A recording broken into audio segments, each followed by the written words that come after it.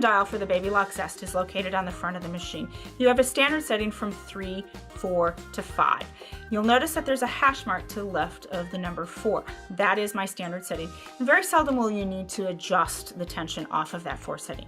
For instance, if you have to, or if you are in the need of doing that, if you were seeing your bobbin thread on top, you would want to loosen that tension maybe to a 3 or possibly even a 2. If your needle tension happened to be a little loose, you might want to go ahead and start at a 5 and possibly take it to a 6. But rarely will you have to adjust that tension off of a 4. It would be more likely for a specific technique or possibly a fabric.